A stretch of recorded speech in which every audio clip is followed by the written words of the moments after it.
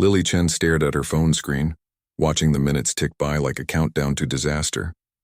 3:30 in the afternoon, and she still didn't have anyone to watch Jake and Max tonight. Her shift at the hospital started at 7, and being late wasn't an option. Not when she was already walking on thin ice with her supervisor. The apartment felt smaller when she was stressed, and right now it felt like the walls were closing in. Jake was sprawled on the living room floor, building something elaborate with his blocks, while Max sat nearby making vrooming sounds with his toy cars.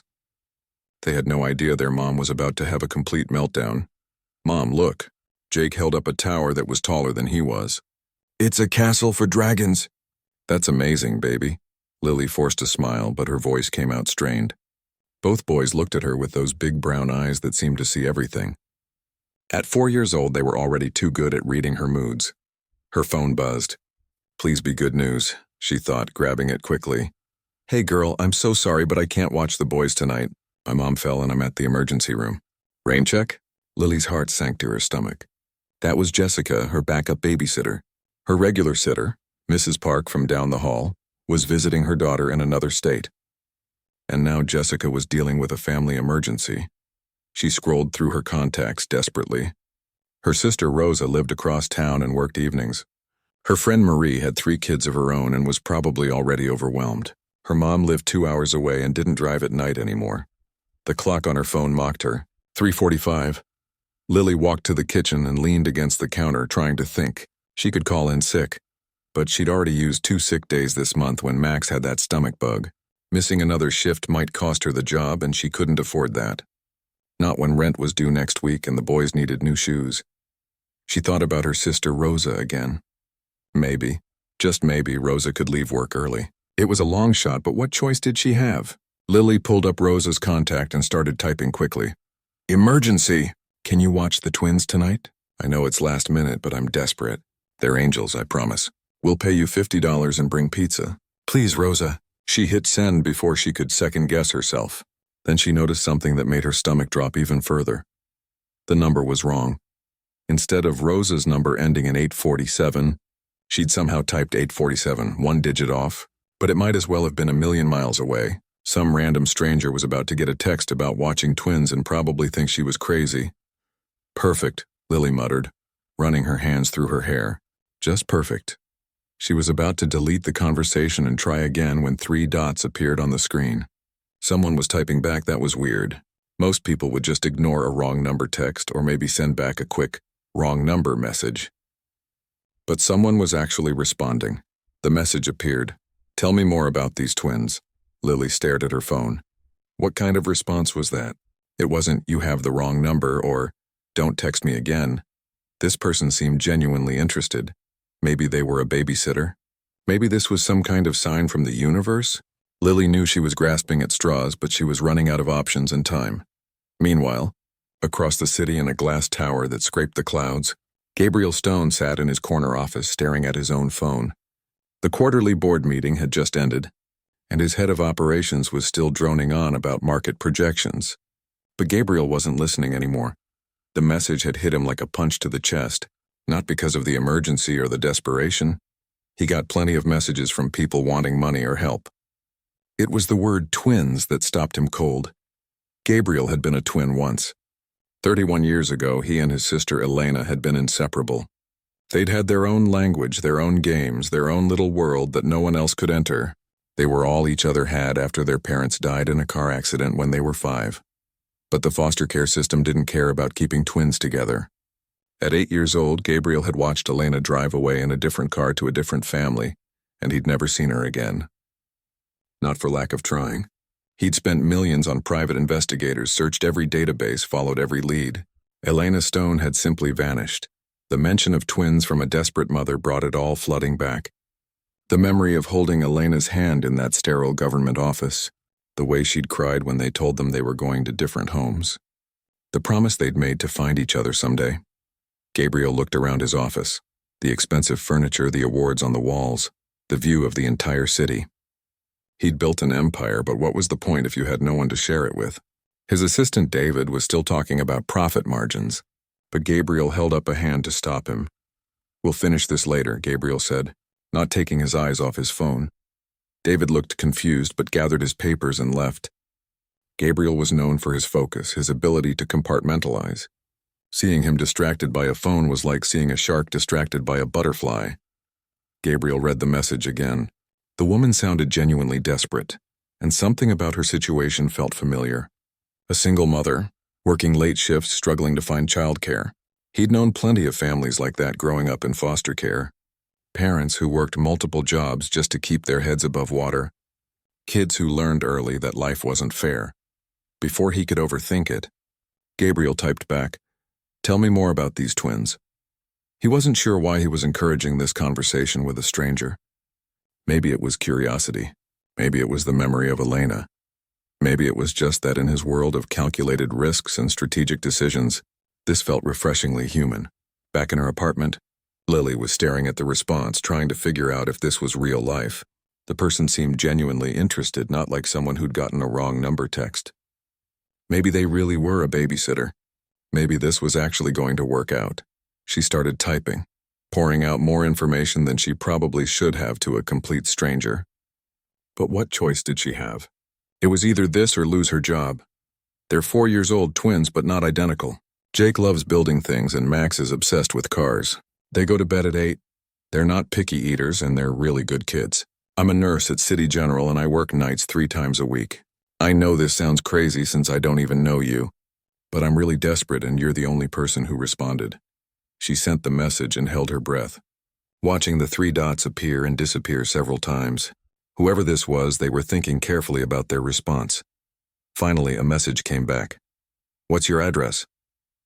Lily stared at the message asking for her address, her finger hovering over the keyboard. Every instinct told her this was a terrible idea. You don't give your address to strangers from the internet. You especially don't give your address to strangers when you have 2 small children to protect. But the clock was ticking, and she was running out of options. She compromised by giving her general neighborhood instead of her exact address. "I'm in the Riverside area, near the elementary school. Are you really available tonight? I need someone from 6 to midnight." The response came quickly. What are their full names and ages? That question made Lily pause. Most babysitters would ask about rates or exactly what the job involved. But this person wanted their full names first. Still, if they were going to watch her kids, they'd need to know their names anyway. Jake and Max Chen. They just turned 4 last month, September 15th. On the other side of the city, Gabriel's blood went cold. September 15th. He set his phone down on his desk and walked to the window, looking out at the city without really seeing it. September 15th was his birthday. His and Elena's birthday. It could be a coincidence. Lots of people were born on September 15th. But combined with everything else, twins, a desperate single mother, the general area where Elena had last been seen, it felt like more than chance. Gabriel picked up his office phone and called David back in. "I need you to do something for me, and I need you to do it quietly," Gabriel said when David appeared in the doorway. "Of course, sir. I'm going to give you a phone number. I need you to find out everything you can about the person who owns it. Full background check, discreetly." David didn't ask questions. He'd worked for Gabriel long enough to know that when his boss used that tone, you just did what he asked and figured out the why later. Gabriel gave him Lily's number and watched David leave. Then he turned back to his phone, trying to figure out what to say next. Meanwhile, Lily was getting antsy. The mysterious texter hadn't responded in 10 minutes, and she was starting to think this whole thing was a waste of time. Maybe they'd changed their mind. Maybe they'd realized she was just some desperate stranger and decided to ignore her. She was about to give up and try calling in sick when her phone buzzed. "Can you tell me more about the boys? What do they like to do? What are they afraid of? Any medical issues I should know about?" These were good questions. Responsible questions. The kind of questions a real babysitter would ask. Lily felt a little surge of hope as she started typing back. "Jake loves building things. Legos, blocks, anything he can stack up. He's really gentle and thoughtful. Max is more energetic. He's obsessed with cars and trucks. He makes vrooming sounds constantly. They're both healthy. No allergies or anything like that. Jake is scared of thunderstorms, but Max isn't afraid of anything. They're really good kids, I promise." She paused, then added more. "They go to Little Sprouts daycare during the day while I work my regular shifts. They love mac and cheese, chicken nuggets, and fruit snacks. They take baths together and they always want 3 stories before bed. They're the best thing in my life. Gabriel read her messages with growing emotion. The way she described the boys reminded him so much of himself and Elena at that age. Elena had been the fearless one while Gabriel was more cautious. Elena loved to run and explore while Gabriel preferred quieter activities. His phone rang. David. Sir, I have some preliminary information. Go ahead. Lily Chen, age 26, works as a nurse at City General Hospital. She's worked there for 3 years, good employee record. She lives in a 2-bedroom apartment in Riverside. Pays her rent on time. No criminal background, no red flags. Gabriel waited. He could tell there was more. The interesting part is the children, Jake and Max Chen, born September 15th, 4 years ago. But sir, there's something odd about their birth certificates. Gabriel's heart started pounding. What kind of odd? The father is listed as unknown, and the birth was registered at Mercy Women's Clinic, which, well, that clinic has been in the news. They were shut down 2 years ago for falsifying documents and illegal adoption procedures. Gabriel sat down heavily in his chair. Mercy Women's Clinic. He remembered that name from one of the private investigator reports about Elena. She'd been seen in that area around the time the clinic was operating. Keep digging, Gabriel told David. I want to know everything about how those boys came to be with Lily Chen. Yes, sir. Should I also look into the birth mother? Gabriel closed his eyes. Yes. See if you can find any record of who gave birth to those boys. He hung up and stared at his phone. Lily had sent another message while he was on the call. I know this is weird, texting a stranger about watching my kids, but I'm a good judge of character and you seem really caring. Most people would have just said wrong number and moved on. The fact that you're asking all the right questions makes me think you actually care about children. Gabriel felt a stab of guilt. Here was this woman, trusting him because he was asking detailed questions about her children. She had no idea he was running a background check on her while they texted, but he had to know. If these boys were Elena's children, if they were his nephews, everything changed. He typed back, "What's their story? I mean, how did you come to be raising them?" It was a personal question, maybe too personal for someone who was supposed to be a potential babysitter. But Gabriel had to know. Lily hesitated before answering. The question felt more intimate than the others, but maybe this person was just thorough. Maybe they wanted to make sure they weren't walking into a complicated family situation. It's a long story. She finally wrote back. I adopted them when they were babies. Their birth mother couldn't take care of them, and I fell in love with them the moment I saw them. It's been just the 3 of us ever since. Gabriel's phone buzzed with another call from David, but he ignored it. He was focused entirely on Lily's words. Their birth mother couldn't take care of them. He thought about Elena, about the last time he'd seen her 3 years ago. She'd been struggling, living on the streets, battling addiction. She'd disappeared after that, and despite all his resources and all his searching, Gabriel had never found another trace of her. Could she have been pregnant? Could she have given birth to twins and somehow arranged for them to be adopted by Lily? Gabriel's hands were shaking as he typed his next message. Do you know anything about their birth mother? Is she still in the picture? The response took a long time to come, and when it did, Gabriel's world tilted on its axis. No, she's not. She died when they were babies. That's why I was able to adopt them. It was really sad. She was so young, probably around my age. The social worker said she wanted to make sure her boys went to someone who would love them as much as she did. Gabriel stared at the message, reading it over and over. Elena was dead. His sister, his twin, the only family he'd ever had, was gone. And these boys, these children that Lily loved so much, might be all that was left of her. His phone was ringing again. David. Gabriel answered this time. Sir, I found something you need to know about. Sir, I found something you need to know about. Gabriel gripped the phone tighter. What is it? The birth mother's name was Elena Santos, 27 years old when she gave birth. But sir, here's the thing. There's no death certificate on file for her. According to official records, Elena Santos never existed before she showed up at that clinic. Gabriel's heart stopped. What do you mean she never existed? Fake identity, sir. Someone created a paper trail for her just long enough to have those babies and arranged the adoption. Then the identity disappeared. But I did find something else. Gabriel waited, not breathing. I found a police report from that same time period. A woman matching Elena Santos's description was found unconscious outside the clinic. She was taken to the hospital, treated for drug overdose, and released. But she gave a different name to the hospital staff. What name? Elena Stone. Gabriel's phone slipped from his hand and clattered onto his desk. Stone. His last name. His sister's last name, Elena, was alive. She'd been alive 4 years ago when she gave birth to those boys. She'd used their family name at the hospital, maybe because she was too out of it to remember the fake identity she'd been using. Gabriel's mind raced. If Elena had been using a false name, it meant she'd been hiding from someone. And if she'd given up her children for adoption while using that false identity, it meant the adoption might not be legally valid, which meant those boys, Jake and Max, were still legally Elena's children. His nephews, Gabriel picked up his phone and called his driver. "Bring the car around. I need to go to Riverside." Then he turned back to his text conversation with Lily. She was still waiting for an answer about whether he could babysit tonight, but Gabriel couldn't pretend anymore. He couldn't lie to this woman who had raised his sister's children, who clearly loved them with all her heart. He typed, "I need to see you in person. This is bigger than babysitting." Lily stared at the message, her stomach dropping. Of course it was too good to be true. Of course the one person who responded to her desperate text was turning out to be some kind of creep. "Look, if you're not actually a babysitter, just say so." "I don't have time for games." Gabriel's response came quickly. "I'm not a babysitter. But I think those boys might be my family. I need to explain in person. I'm sending a car." Lily's blood went cold. Her family? What did that even mean? She looked over at Jake and Max, who were still playing peacefully in the living room, completely unaware that their world might be about to change.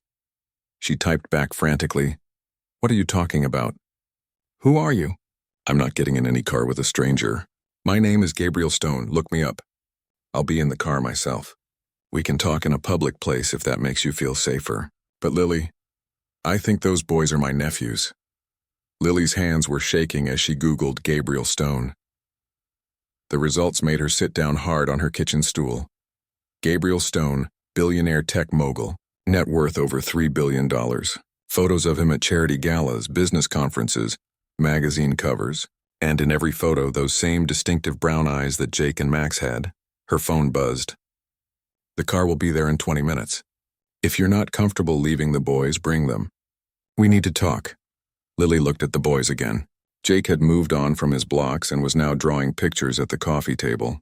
Max was making his cars race around an imaginary track on the carpet. They looked so happy, so secure in their little world. She thought about what Gabriel had said. Nephews.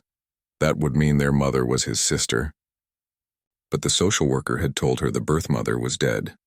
Had they lied to her?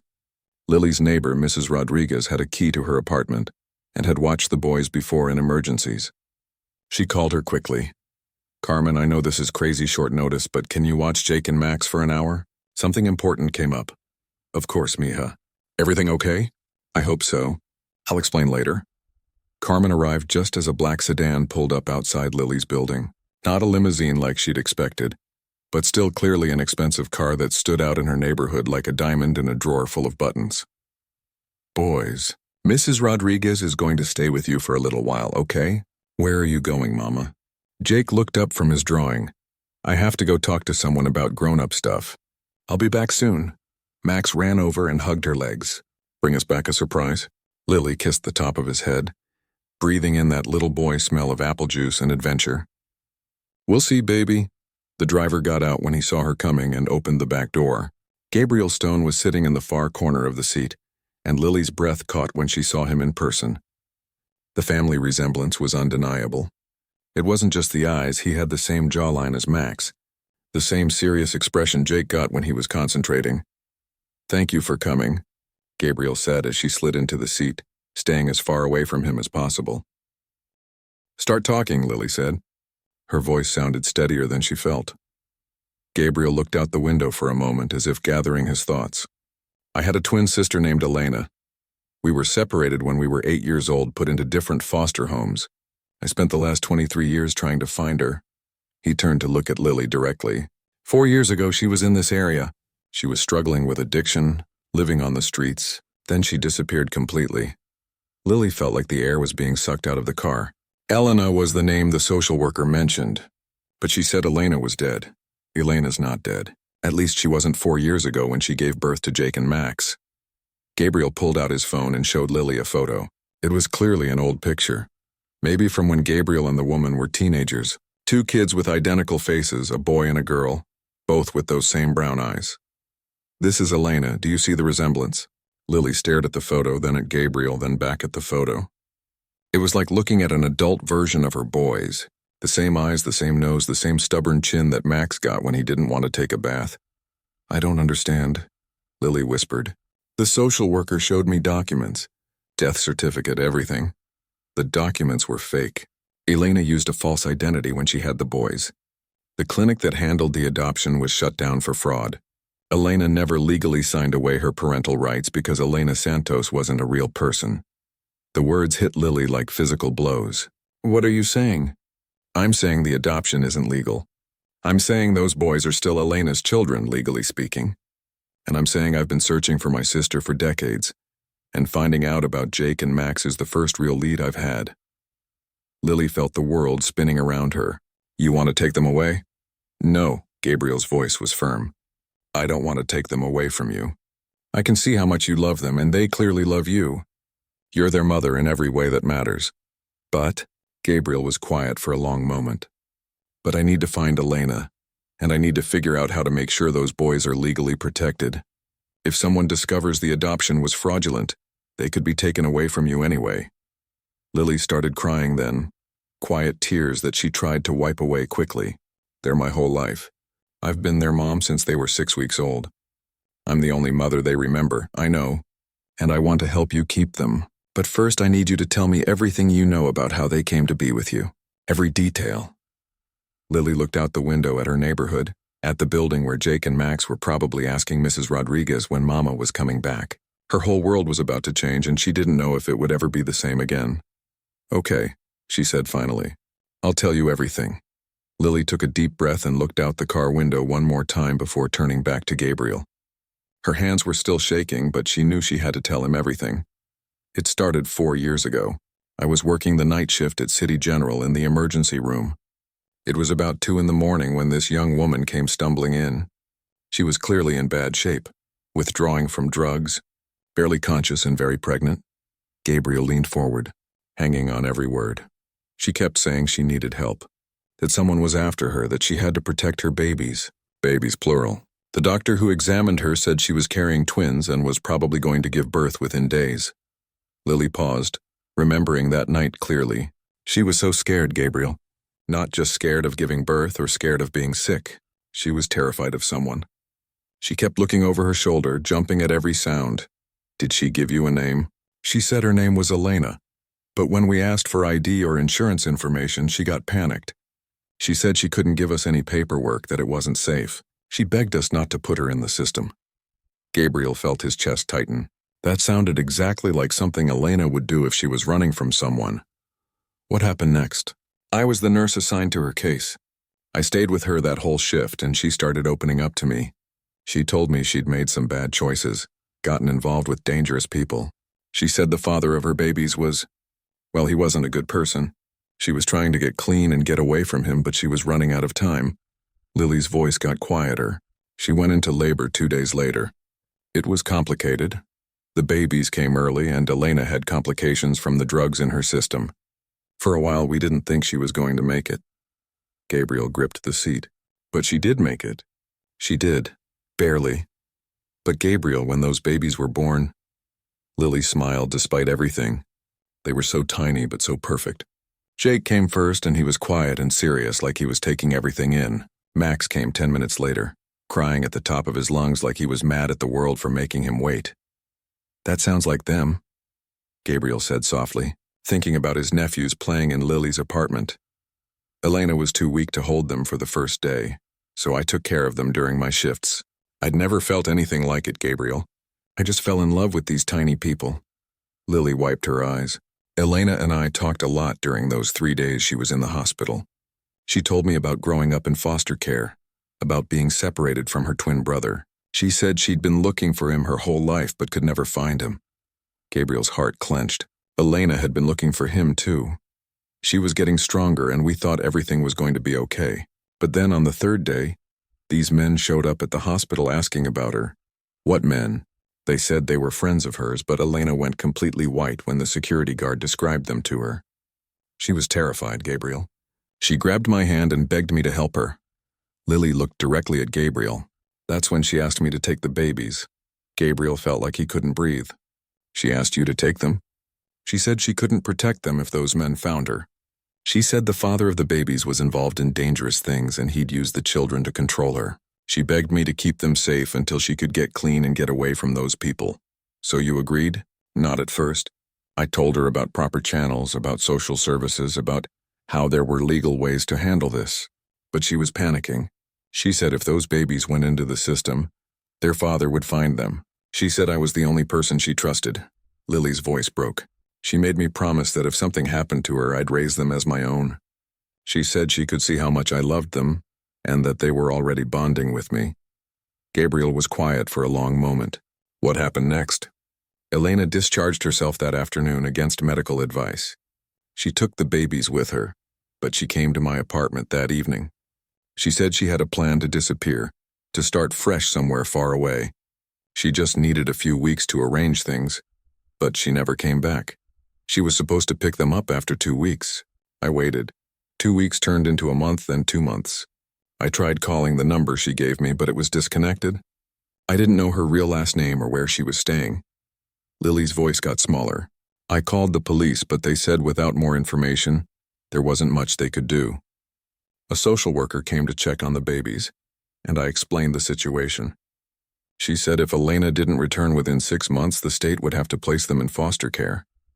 Gabriel could see where this was going. So you adopted them.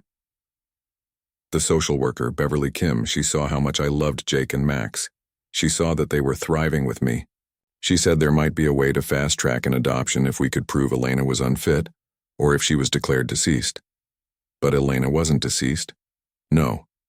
But Beverly said she knew someone at the clinic where Elena had given birth who could help with the paperwork. She said it would be better for everyone if we made it clean and legal.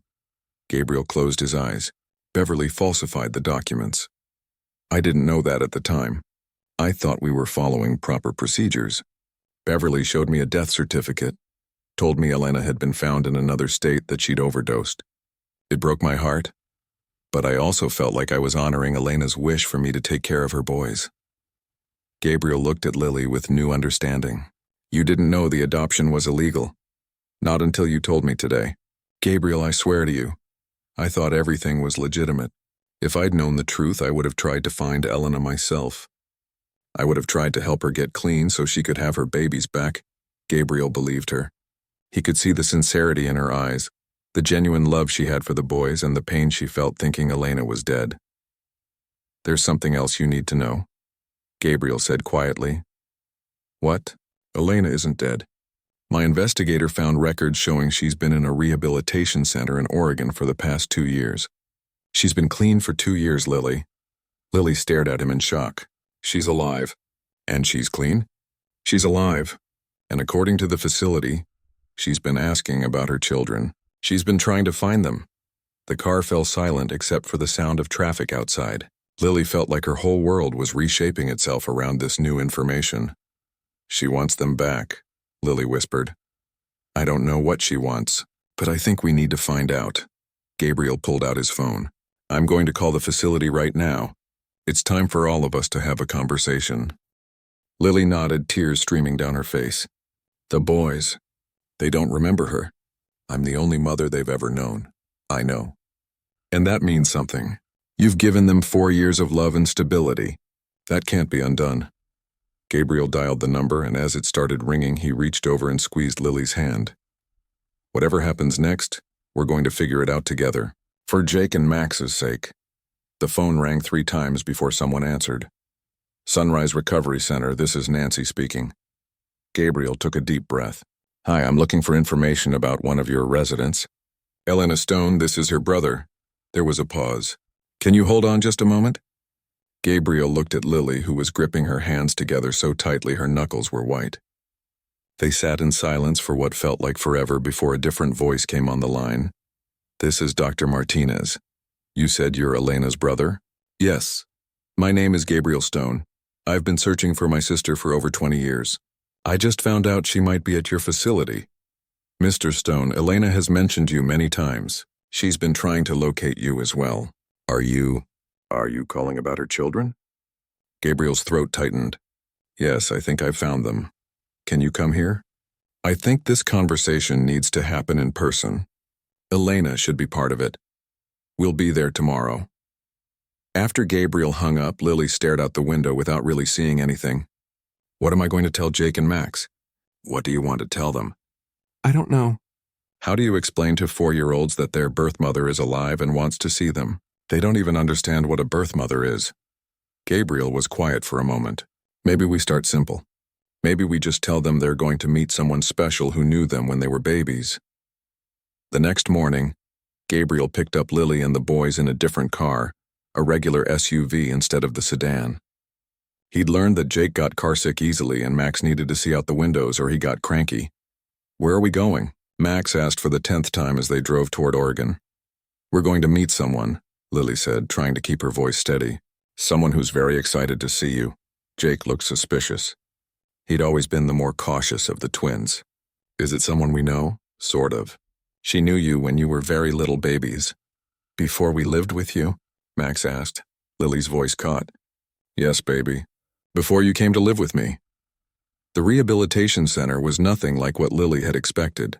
Instead of looking like a hospital, it looked more like a college campus with gardens and walking paths. Dr. Martinez met them in the lobby, a kind-looking woman in her 50s who immediately got down to the boys' level. You must be Jake and Max, she said with a warm smile. I've heard so much about you. Elena was waiting in a family meeting room that had comfortable couches and toys in one corner. When the door opened, Lily gasped. Elena looked healthy in a way that was hard to describe. Clear skin, bright eyes filled out instead of the skeletal thinness Lily remembered from the hospital. But Elena's attention wasn't on Lily or Gabriel. She was staring at Jake and Max with tears streaming down her face. Hi, she said softly, kneeling down. Do you remember me at all? Jake hid behind Lily's legs, but Max walked right up to Elena with his usual fearless curiosity. You have the same eyes as us, he announced. Elena laughed through her tears. I do. We have the same eyes because I'm your first mommy. Lily is your real mommy now, but I'm the mommy who had you in my tummy. Max seemed to think about this. Did it hurt? A little bit? But it was worth it because I got you and Jake. Jake peeked out from behind Lily. Why didn't you keep us? It was the question everyone had been dreading. But Elena answered honestly. Because I was sick and I couldn't take good care of you. I needed to get better first. But I asked Lily to love you and take care of you until I could get well. Are you better now? Jake asked. Much better. I've been working really hard to get healthy so I could see you again. Dr. Martinez had warned them that this first meeting should be short, so after an hour of cautious play and conversation, it was time to go. Elena hugged both boys gently. Can we see you again? Max asked. I hope so, if that's okay with Mommy Lily. Over the next 3 months, they worked out a complicated but loving arrangement. Elena moved to a halfway house in the city, and she visited Jake and Max twice a week. Gabriel's lawyers worked on making Lily's adoption legal and permanent, while also establishing Elena's parental rights for visitation. It wasn't easy. Jake had nightmares for the first few weeks, confused about why he suddenly had 2 mommies. Max adapted faster but had meltdowns when Elena had to leave after visits. Lily struggled with jealousy and fear that the boys would love Elena more than her, but slowly it started working. Elena never tried to replace Lily as the boys' mother. She called herself their birth mom and made it clear that Lily was their real mom. When Jake had a fever, he wanted Lily. When Max fell off his bike, he ran to Lily. But when they wanted stories about when they were babies, or when they were curious about why they looked different from Lily, they went to Elena. Gabriel became the uncle who spoiled them just a little bit and taught them about business by letting them help with his work. He bought a house 3 blocks from Lily's apartment and turned the basement into an epic playroom that Jake and Max thought was better than Disney World. The legal situation got resolved when Gabriel's lawyers discovered that the boy's father, the dangerous man Elena, had actually signed away his parental rights years ago in exchange for some kind of plea deal on drug charges. With him out of the picture, it was much easier to make everything official. 6 months after that first meeting, they were all at Jake and Max's 5th birthday party in Gabriel's backyard. Elena was teaching Jake how to make balloon animals, while Gabriel helped Max build an elaborate racetrack for his cars. Lily watched from the porch, finally able to relax and enjoy seeing her boy surrounded by so much love. Elena sat down next to her. "Thank you," she said quietly. "For what?" "For loving them when I couldn't. For giving them the childhood I couldn't give them. For not hating me," Lily smiled. "Thank you for trusting me with them. And for getting healthy so you could be part of their lives. Do you think they understand all this? The complicated family situation?" Lily watched as Jake ran over to show Gabriel his balloon dog, then grabbed Max's hand to drag him over to see Elena's balloon sword. "I think to them it's not complicated at all. They just think they're lucky to have so many people who love them." Gabriel walked over, carrying Max on his shoulders while Jake ran circles around them. "Elena, the boys want to know if you can stay for movie night." Elena looked at Lily questioningly. "Of course you can stay," Lily said. "We're family now." As the sun set, they all crowded onto Gabriel's huge sectional couch. Jake curled up against Lily, Max sprawled across Gabriel's lap, and Elena sitting close enough to hold their hands. They watched a silly animated movie that made the boys giggle, and for the first time in years, everyone felt like they were exactly where they belonged. It wasn't the family any of them had planned on, but it was the family they all needed.